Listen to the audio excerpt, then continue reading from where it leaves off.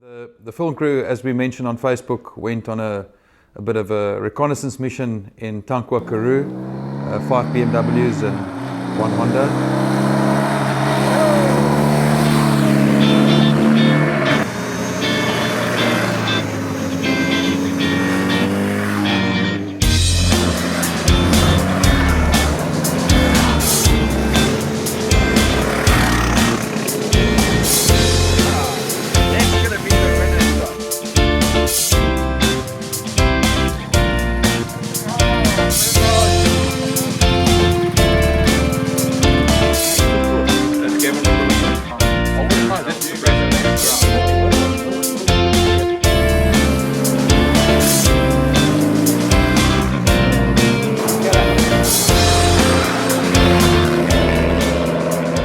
Lovely trip. Tankwa is always an absolute blast. Doesn't matter what time of the year, what the weather, it's just an amazing place. But like riding on the moon, if you can imagine that. Maybe one of those in there to help see.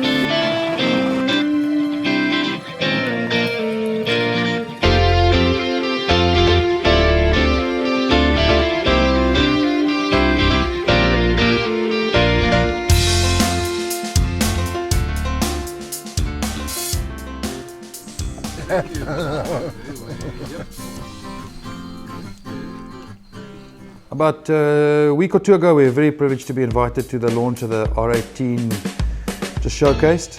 The new, leans a little bit more towards bobber in my opinion than a cruiser, but a beautiful bike from BMW. It's lovely to see how they really brought back the old aspects of the original airheads. The exposed push-shot tubes and even the tank shape, and we hope we'll be privileged enough to have one of them in the shop soon. A lovely reminder of where we started. My very first purchased BMW was a R80, a bit of a unique bobber, and I actually still have it. There's a lot of resemblance between that and the R18. Very nice to know that I was onto some sort of a good plan there. Hopefully it will be a production bike soon and all over the roads, and we can enjoy it in the flesh. This makes us the spokesperson. So in between the Marlboro build and the restoration we're going to show you shortly, so we started this project. It's a early 80s R65, beautiful bike. We have decided on a bit of a scrambler tracker build. This project should get going shortly. Everything is here, the wheels are done, they're also somewhere. So basically we can probably finish this in about a week or so. It'll be quite unique. We're doing one of our in-house Paris-Dakar tanks, nice big tank. So it'll be nice to see the tank in something other than the usual tricolor BMW standard colors.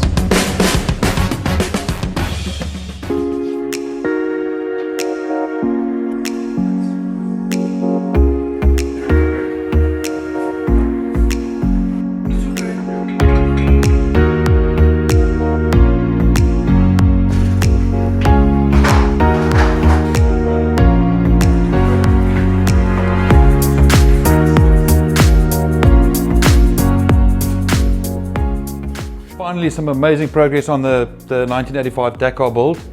Gerald finished up all the tabs and the bracketry for everything, and foot pegs, exhausts, everything exactly as it should be. And then we had it professionally powder coated. Looks amazing, high gloss, very happy with that. And also obviously the star of it all, the big tank. So there's the 50-litre tank that we carved, if you remember from the previous episodes, out of a massive block of sculpture foam. Here we go, we did it. I lost a little bit of enthusiasm halfway through. Gerald jumped in and he did an amazing job on the final sculpting. This is actually the first one fresh out of the mold. So it's still a two-part mold, the underside and the top side, and then obviously the attachment brackets. So once that's all done, we will we'll close it up and get it in paint, and that should be a step closer to the desired result. We've cloned the seat, and there's the underside. So this will obviously get bolstered. The mudguards came from SWT as well in Germany. That's it. Motor is pretty much finished. We just waited on one part that was sent incorrectly. So we reshaped it. I'm gonna go to Earbuds. Sure, it's not fair. we realized we needed more volume, if I can call it that. So the inner tunnel had to be changed, had to basically re-sculpture it to get it a bit narrower, which these two bars were added in afterwards, because we realized that the bag that goes on top here would obviously touch on the back mudguard. And now comes the best part, is to assemble this beautiful HPN. But the best part is to put the motor in. I don't know what to say. Think of something. Yeah. On Monday, I received a phone call while I was knee-deep into painting and carrying on. I received this frantic phone call. Somebody who just purchased, in fact, he literally just collected a R60/2. It's fine, and he popped in and he stopped, met him outside. We made a quick list, and he walked in and didn't know that we actually restored motorcycles as well. So he walked in and he just saw two of the classics we're busy doing now. And he said, nah, it's not going to work.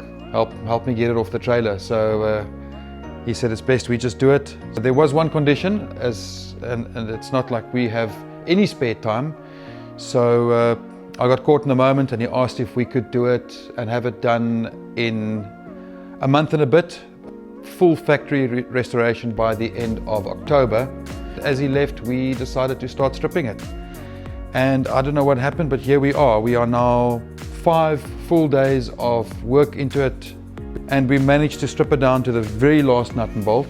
I immediately knew this is going to be one of those bikes. What an amazing example of a classic. So here we are. We took on a bit of a challenge, see if we can do it in 14 days. So today is Monday.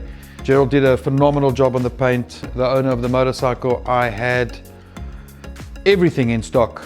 I made a promise to myself to never do it again, but here we go again. So I just agreed to pass on all the brand new bits to him and help him out, and then immediately just reorder for mine.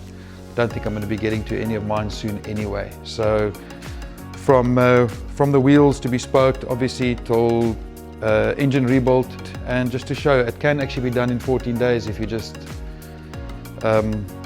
stick to one restoration and not be all over the show. So we'll see how this one turns out.